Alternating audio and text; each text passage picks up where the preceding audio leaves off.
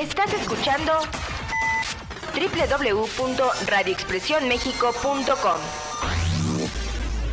Hoy en la mañanera la presidenta nos habló de un tema interesante y es ni más ni menos sobre la reforma electoral, un tema que nos debe llamar la atención a todos los mexicanos porque dependen de esto muchas cosas. Pero para hablar del tema de una manera precisa, me pude poner en contacto con un gran amigo.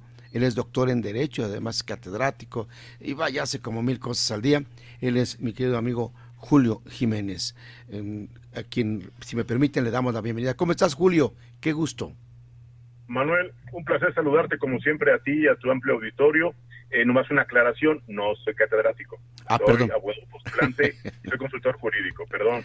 Bien, no, pues muchas gracias. Pero finalmente lo importante es que eres un hombre que conoce sobradamente de derecho. Pero tenemos un tema que atañe a todos los mexicanos, mi querido Julio, y es esta anunciada, discutida, paseada por todos lados, reforma electoral. Claro. Esta reforma electoral, ¿qué nos debe de poner a pensar por lo que ya se planteó? Hoy se dio a conocer parte del tema y hay reacciones inmediatas y las personas están preocupadas por lo que pudiera suceder. Por lo menos han destacado de este contenido de la reforma electoral 10 puntos esenciales. Uno es la elección de la representación proporcional del Congreso de la Unión. ¿Qué ves tú en esta parte?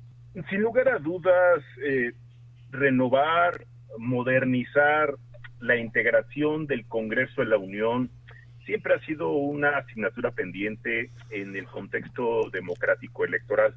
Es importante recordar que nuestro Congreso de la Unión pues ha tenido diversas reformas, modificaciones que han afectado su integración y que han modificado las formas en las que hoy pues hay principios de representación proporcional, principios incluso de mayoría relativa. Y bueno, pues evidentemente en el Senado de la República tenemos hasta los de primera minoría. Y bueno, pues obviamente esto genera gasto, genera dinero que sale del presupuesto del gobierno.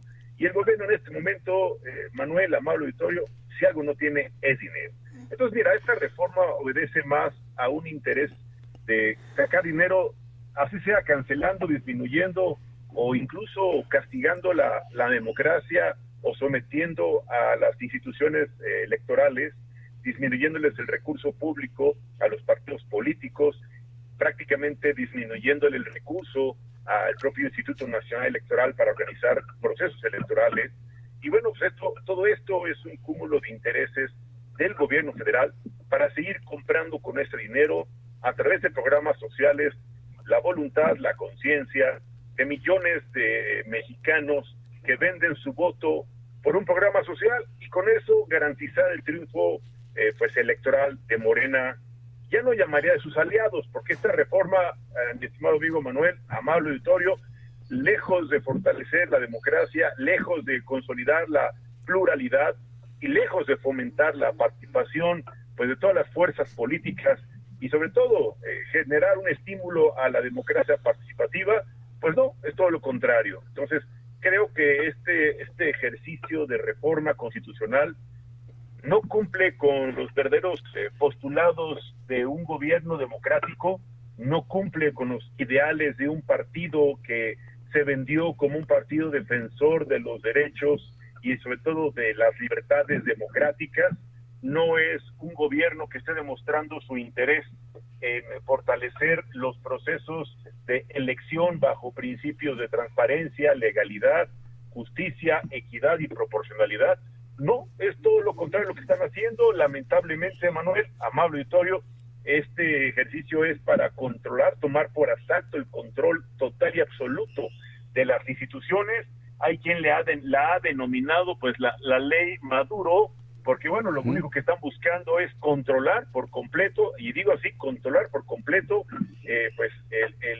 valga la expresión, el control de las instituciones electorales, porque bueno, obviamente lo que están generando con ello, pues es controlar los procesos electorales y con ello someter los resultados político-electorales en las próximas elecciones, Manuel. Vaya, el tema lo presentas muy complejo, indiscutiblemente, Julio, y tendremos que decir y pensar que la democracia sufre un retroceso en nuestro país, pero por otro lado habría que destacar que la dispersión de recursos económicos a través de programas sociales no tiene otro objetivo más que se utiliza explotando la necesidad de las personas pobres de este país para llevarlos a votar.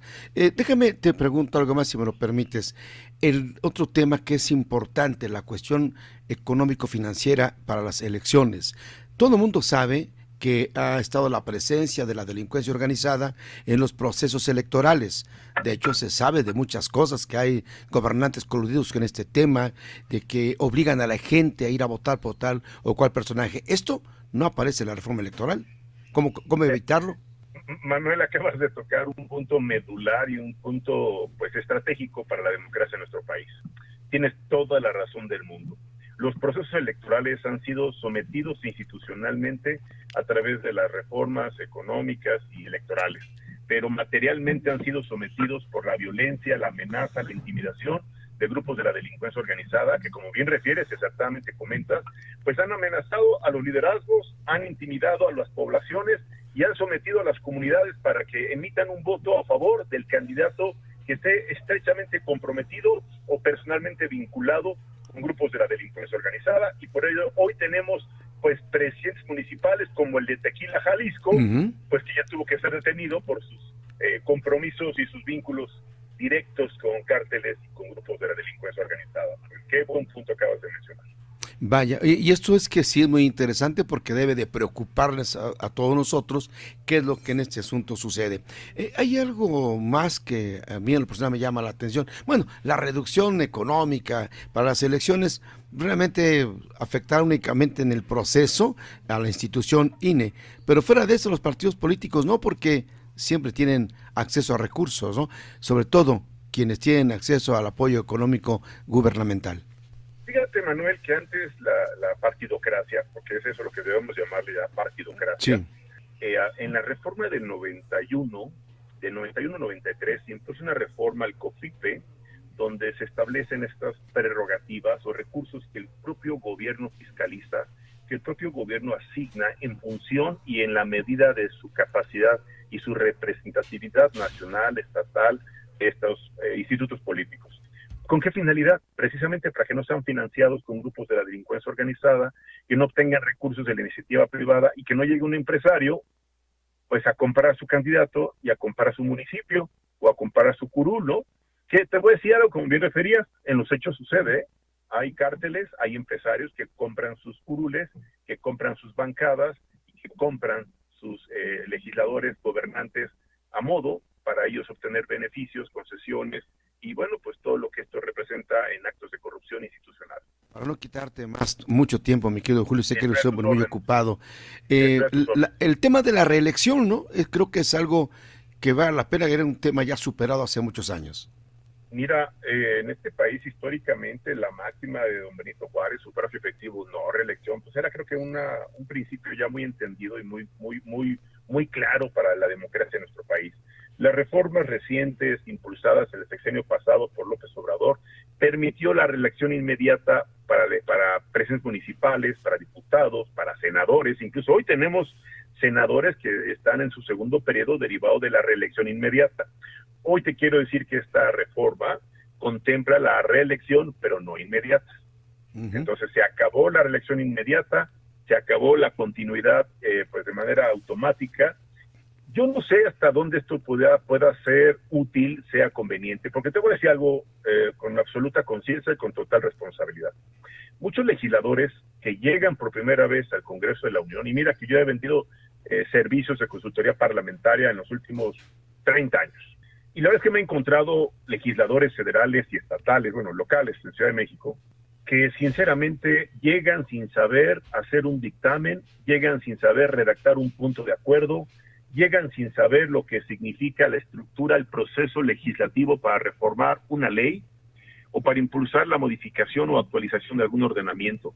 La verdad es que el desconocimiento en materia técnica legislativa es una triste realidad, porque eso lo asumimos o lo padecemos los abogados. y todos los ciudadanos finalmente, porque ante la imperfección en la redacción, en su alcance, contenido y aplicación de la propia ley, pues hay lagunas, hay espacios, hay recovecos que los propios abogados litigantes como tu servidor, pues aprovechamos para obtener algún beneficio en favor de nuestro representado, en favor de nuestro cliente. Y bueno, pues esas imperfecciones en todas las materias, tablo penal, civil, laboral, fiscal, pues han permitido que muchos personajes puedan eludir, puedan evadir o puedan mantenerse al margen de la aplicación de la ley, toda vez que las leyes pues diseñadas en nuestro país por simples legisladores que no entienden y que no atienden más que a las instrucciones de su líder de bancada o a las instrucciones de Palacio Nacional, porque también hay que ser realistas, Manuel, amado auditorio. Nuestro Congreso de la Unión, mayoritariamente morenista y verde y PT, pues son leales a ciegas, y cuando les mandan un proyecto estratégico que interesa al titular del Ejecutivo y saben que no pueden y no deben moverle ni una coma, pues hasta con errores lo aprueban. Y muestra es que en materia fiscal, pues ya ayer se publicó finalmente la resolución miscelánea, porque son eso, modificaciones, aclaraciones que en la reforma de la ley que cada año se aprueba, que es la Ley de Ingresos de la Federación, en términos del artículo 74, fracción cuarta, que es facultad exclusiva de la Cámara de Diputados, pues nuestros diputados no entienden muchos de los temas económico-fiscales y mucho menos financieros, y por ello aprueban disposiciones generales que no se ajustan a la realidad o a la dinámica o a las necesidades del sector empresarial o del contribuyente. Y por eso tiene el SAT que estar publicando resoluciones misceláneas, modificaciones o actualizaciones, porque hay errores en su redacción original de la Ley de Ingresos de la Federación y leyes complementarias. Y así te pongo un ejemplo en materia penal, y te pongo ejemplos en materia civil, y bueno, hay cada clase de error u horror que hoy se publica en gacetas y en diarios oficiales federales, que la verdad, Manuel, amable auditorio, consecuencia de tener legisladores como el ex bailarín o ex stripper que hoy pidió licencia para irse a meter a la casa de los famosos, pues ahí está el claro ejemplo del que es acusado por intento de abuso sexual, que fue exgobernador de Morelos y que hoy es diputado federal también, y así tenemos pues gente nefasta, gente que no representa, que a mí como mexicano no me representa, gente que lejos de cumplir con un deber de auténtica representación popular y de compromiso y de trabajo legislativo, están haciendo negocios, están más preocupados por la próxima elección que por la próxima generación. Claro. ¿Tú consideras que sí se impone y van a poder imponer esta reforma electoral, por un lado, tomando en consideración que carecemos de oposición? Claro, totalmente de acuerdo. Fíjate que me atrevería incluso a decirte, a compartir con su importante auditorio, no tenemos oposición, o sea, así, no tenemos oposición. No existe la oposición en nuestro país. Y la que existió en algún momento, pues está prácticamente desmantelada, amenazada, sometida. Y bueno, la verdad es que no es congruente, no tiene autoridad moral, no tiene conocimiento real, y por ello esta oposición que hoy se encuentra en las tribunas legislativas, Senado de la República y Cámara de Diputados, pues es prácticamente de ornato, porque lejos de, reitero, ser un auténtico contrapeso legislativo y ser una verdadera estructura de oposición a los caprichos, arrebatos o actos de autoritarismo del gobierno de Morena y sus aliados, pues son a veces incluso comparsas o testigos mudos o cómplices criminales de acciones y de decisiones irresponsables por parte del gobierno de Morena, mi estimado Manuel. Bien, pues Julio, te agradezco enorme esta charla, es importantísima para la audiencia, aprendemos más, vemos más, observamos otro punto de vista que vale la pena analizar. Te abrazo con todo mi respeto y admiración, muchísimas gracias. Manuel, muchísimas gracias por la oportunidad, por la confianza, mi respeto a tu gran equipo de colaboradores y como siempre mi reconocimiento a tu importante amplio auditorio, y como siempre sabes que cuentas con el apoyo de tu servidor y siempre estamos para servirte. Excelente tarde. Muchas gracias. Amigos, amigas de la audiencia, él es el doctor en Derecho Julio Jiménez, excelente análisis, ya lo escucharon ustedes y platicaremos con él, esperemos próximamente. Un abrazo para todos. Gracias, continuamos, vamos a un espacio de identificación musical, regresamos. Esto es Hablando Claro. Síguenos escuchando en www.radioexpresionmexico.com. Con la música exacta que quieres escuchar.